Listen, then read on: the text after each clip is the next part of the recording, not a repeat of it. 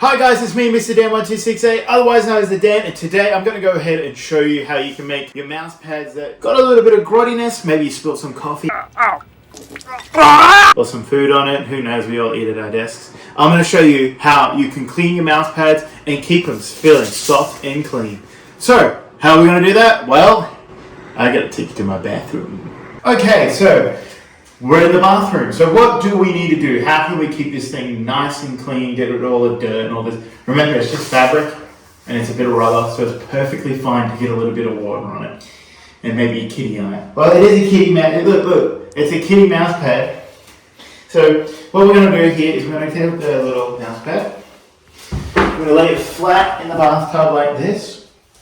Now, if you can zoom in here, you'll see how you got maybe where you had your coffee cup, some coffee stains literally in the coffee cup, and a little bit of darkness. Now, what we're going to do, the things you'll need, a little bit of dishwashing liquid and a toothbrush. That's all you'll need. Don't use anything harsher. A nice soft toothbrush will get rid of most of the dirt in there. If there's a little bit more in there, I don't recommend using any sort of detergent or anything like that because the surface of the mouse pad is really sensitive and you don't want to go ahead and kind of add stuff into that. Sometimes fabric softeners can do the opposite to these type of things. Now, what we want to do, turn the bathtub on, make sure it's a little bit warm, nice warm soapy water. We're just going to basically give it a little bit of a rinse, just the water, that'll get into the nitty gritty bits of it. Right. Now, what we're going to do on the end of the toothbrush, pour a little bit of soap on there. I like to just kind of pour a little bit on there. And then all we're going to do, any area where we've got a little bit of dirt, we're just going to grab our toothbrush and just work our way into it. And as you can see there, that's gone. This is the missus one, so she's always got pen marks. But if you have a look there, as you can see, it's nice and clean. Probably turn the water off a little bit now. And just, some things may be a little bit too hard to get out of, like ink and pen stains and stuff like that, but just work your way around the corners. As you can see, I've turned the water off just so we can kind of get our toothbrush in there and kind of clean out any of the dirt and grime. Now, the most important thing you do want to do is make sure, like I said, you get around to the corners. I'm going to turn it back on. As you can see, all the grime coming out. Sometimes you got to do it more than once so it can flip over. The water's a little bit spriggy. And as you can see there, I can try and get that out.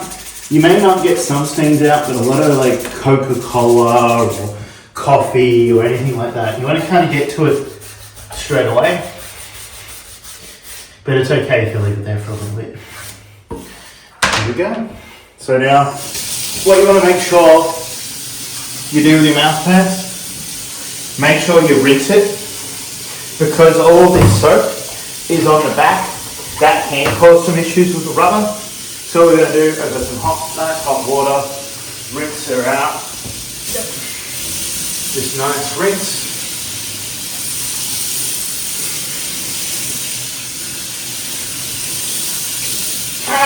So while this one's drying, I'm going to go ahead and show you how my mouse pad looks. Okay, so this is how my one turned out after cleaning it. I hadn't cleaned it for quite some time. Recommendation, make sure you clean your mouse pads more often than you think because they get dirty, grimy, oily, cummy, bloody, full of coffee, Coca-Cola. No matter what you're doing, you may spill some shit on it. But best tip, get it nice and clean really early, that way it doesn't stain.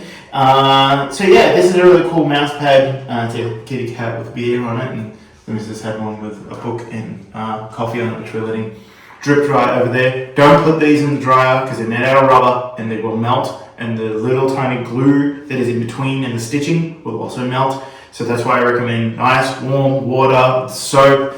Don't use any sort of fabric softener or your clothes washing powder either, because that can cause some issues within it. We have done it before. It does cause some issues.